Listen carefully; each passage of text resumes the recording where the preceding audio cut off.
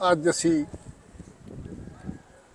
ਆਪਣੇ ਗੁਰੂ ਸਾਹਿਬ ਦੇ ਜਨਮ ਸਥਾਨ ਦੇ ਦਰਸ਼ਨ ਦੀਦਾਰ ਕਰਨ ਵਾਸਤੇ ਇੱਥੇ ਪਹੁੰਚੇ ਹਾਂ। ਜਿਵੇਂ ਮੁਸਲਮਾਨਾਂ ਵਿੱਚ ਹੱਜ ਉਹਨਾਂ ਦਾ ਹੁੰਦਾ ਹੈ ਜਦੋਂ ਮੱਕੇ ਮਦੀਨੇ ਜਾਂਦੇ ਨੇ, ਸਾਡਾ ਹੱਜ ਜਿਹੜਾ ਹੈ ਸਿੱਖਾਂ ਦਾ ਉਹ ਗੁਰੂ ਦਾ ਜਨਮ ਸਥਾਨ ਨਨਕਾਣਾ ਸਾਹਿਬ ਹੈ।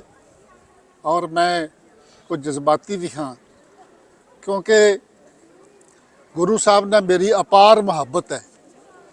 ਅੰਨੀ ਸ਼ਰਧਾ ਕਰਕੇ ਨਹੀਂ, ਇਸ ਕਰਕੇ ਹੈ ਕਿ ਉਹਨਾਂ ਨੇ ਜ਼ਿੰਦਗੀ ਨੂੰ ਜਿਉਣ ਦਾ ਇੱਕ ਰਾਹ ਦੱਸਿਆ ਸੀ, ਜਿਹਨੂੰ ਅਸੀਂ ਕਹਿੰਦੇ ਆ ਨਾ ਕਿ ਜਦੋਂ ਸੁਲਤਾਨਪੁਰ ਵਿੱਚੋਂ ਵੇਈ ਨਦੀ ਤੋਂ ਬਾਹਰ ਆਏ ਤੇ ਉਹਨਾਂ ਨੇ ਜਿਹੜਾ ਪੈਗਾਮ ਲੋਕਾਂ ਵਾਸਤੇ ਦਿੱਤਾ, ਉਹਨਾਂ ਨੇ ਕਿਹਾ ਨਾ ਹਮ ਹਿੰਦੂ ਨਾ ਮੁਸਲਮਾਨ।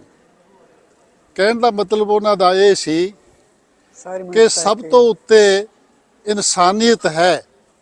ਮੁਸਲਮਾਨ ਵੀ ਜਿਹੜਾ ਹੈ ਉਹ ਕਹਿੰਦੇ ਮੁਸਲਮਾਨ ਕਹਾਵਣ ਮੁਸ਼ਕਿਲ, ਇਸ ਕਰਕੇ ਕਹਾਵਣ ਮੁਸ਼ਕਿਲ ਹੈ ਕਿਉਂਕਿ ਜੇ ਅਸੀਂ ਬਾਹਰੀ ਗੱਲਾਂ ਦੇ ਵੱਲ ਪੈ ਰਹਿੰਦੇ ਹਾਂ ਤੇ ਅਸੀਂ ਅੱਲਾਹ ਪਾਕ ਦਾ ਜਿਹੜਾ ਅਸਲੀ ਸਰੂਪ ਹੈ ਉਹਨੂੰ ਨਹੀਂ ਪਛਾਣਦੇ ਤਾਂ ਅਸੀਂ ਮੁਸਲਮਾਨ ਨਹੀਂ, ਨਾ ਹੀ ਅਸੀਂ ਹਿੰਦੂ ਹਾਂ। ਜੇ ਅਸੀਂ ਉਹਦਾ ਅਸਲੀ ਰੂਪ ਇਨਸਾਨੀ ਰੂਪ ਨੂੰ ਨਹੀਂ ਪਛਾਣਦੇ, ਇਨਸਾਨ ਨੂੰ ਮੁਹੱਬਤ ਕਰਨਾ ਸਭ ਤੋਂ ਵੱਡੀ ਗੱਲ ਹੈ।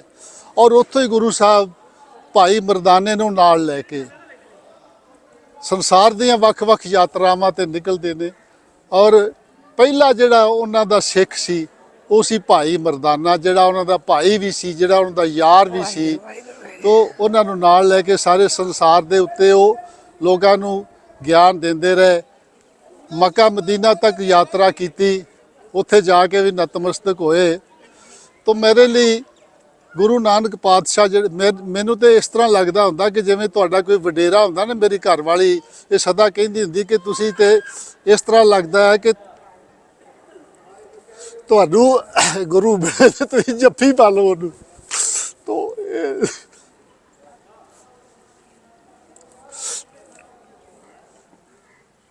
ਜਿਵੇਂ ਕੋਈ ਆਪਣੇ ਪਿਓ ਨੂੰ ਦਾਦੇ ਨੂੰ ਜੱਫੀ ਪਾਉਂਦਾ, ਅੱਜ ਮੈਂ ਆਪਣੇ ਬਾਬੇ ਨੂੰ ਜੱਫੀ ਲੈ ਰਿਹਾ।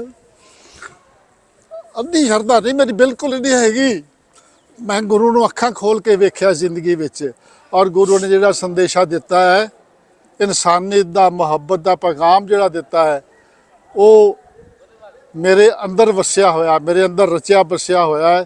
ਇਹ ਸਾਡੇ ਲਈ ਦੁੱਖ ਦੀ ਗੱਲ ਹੈਗੀ ਆ ਕਿ ਭਾਈ ਮਰਦਾਨਾ ਤੇ ਨਾਨਕ ਜਿਹੜੇ ਨੇ ਉਹ ਇੱਕ ਦੂਜੇ ਤੋਂ ਵਿਛੋੜ ਦਿੱਤੇ ਗਏ ਹਾਲਾਤ ਨੇ।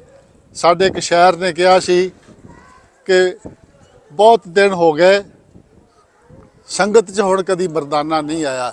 ਉਧਰ ਜਦੋਂ ਮਰਦਾਨਾ ਕਦੀ ਗੁਰੂ ਦੇ ਨਾਲ ਸੀ, ਗੁਰੂ ਦੇ ਅੰਗ ਸੰਗ ਸੀ, ਗੁਰੂ ਦੇ ਨਾਲ ਗੋਡੇ ਨਾਲ ਗੋਡਾ ਜੋੜ ਕੇ ਰਬਾਬ ਵਜਾਉਂਦਾ ਸੀ। ਗੁਰੂ ਸਾਹਿਬ ਕਹਿੰਦੇ ਸੀ ਮਰਦਾਨਿਆਂ ਰਬਾਬ ਵਜਾ ਬਾਣੀ ਆਈ ਹੈ।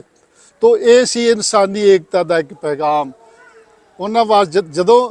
ਜਦੋਂ ਭਾਈ ਮਰਦਾਨਾ ਦੇ ਨਾਲ ਉਹ ਯਾਤਰਾ ਕਰ ਰਹੇ ਸਨ ਤੇ ਜਦੋਂ ਵੀ ਨਮਾਜ਼ ਦਾ ਟਾਈਮ ਹੁੰਦਾ ਸੀਗਾ, ਨਮਾਜ਼ ਦਾ ਟਾਈਮ ਹੁੰਦਾ ਸੀ ਤੇ ਬਾਬਾ ਜੀ ਰੁਕ ਜਾਂਦੇ ਸਨ। ਉਹ ਕਹਿੰਦੇ ਸਨ ਕਿ ਮਰਦਾਨਿਆਂ ਤੂੰ ਨਮਾਜ਼ ਪੜ੍ਹ ਲਾ। ਤੋ ਉਹਨਾਂ ਦਾ ਮਤਲਬ ਇਹ ਸੀ ਕਿ ਕੋਈ ਵੀ ਫੇਥ ਹੈਗਾ, ਕੋਈ ਵੀ ਵਿਸ਼ਵਾਸ ਹੈਗਾ, ਉਹਨੂੰ ਉਹਦਾ ਵਿਸ਼ਵਾਸ ਜਿਹੜਾ ਕਿ ਨਹੀਂ ਉਹਨੂੰ ਮੰਨਣ ਦੀ ਖੁੱਲ੍ਹ ਹੈਗੀ ਆ, ਉਹਨੂੰ ਆਜ਼ਾਦੀ ਹੋਣੀ ਚਾਹੀਦੀ ਆ, ਉਹਦੇ ਉੱਤੇ ਪਾਬੰਦੀ ਨਹੀਂ ਹੋਣੀ ਚਾਹੀਦੀ। ਤਾਂ ਗੁਰੂ ਸਾਹਿਬ ਰੁਕ ਜਾਂਦੇ ਸਨ ਯਾਤਰਾ ਕਰਨੋਂ ਜਦੋਂ ਭਾਈ ਮਰਦਾਨੇ ਦਾ ਨਮਾਜ਼ ਦਾ ਟਾਈਮ ਹੁੰਦਾ ਸੀ। ਤਾਂ ਇਨਸਾਨੀ ਏਕਤਾ ਦਾ ਪੈਗਾਮ ਦੇਣ ਵਾਲੇ ਗੁਰੂ ਦੇ ਚਰਨਾਂ 'ਚ ਅੱਜ ਮੇਰੀ ਪਤਨੀ ਜਿਹੜੀ ਆ ਤੇ ਅਸੀਂ ਦੋਵੇਂ ਆਏ ਆ।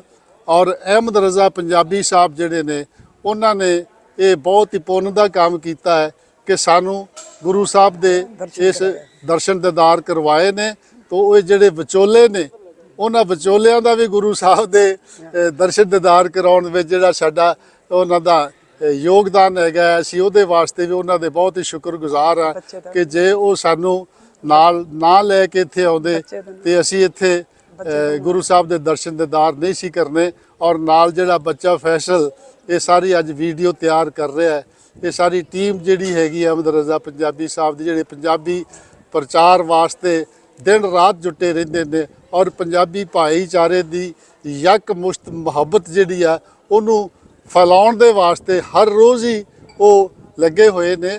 ਤਾਂ ਇਹ ਉਹ ਵੀ ਗੁਰੂ ਨਾਨਕ ਦੇ, ਮੈਂ ਸਮਝਦਾ ਕਿ ਸੱਚੇ ਸਿੱਖ ਜਿਹੜੇ ਗੁਰੂ ਨਾਨਕ ਦਾ ਪੈਗਾਮ ਜਿਹੜਾ ਹੈ ਕਿ ਨਹੀਂ, ਉਹ ਹਰ ਧਰਮ ਦਾ ਸਤਿਕਾਰ ਕਰਦੇ ਨੇ।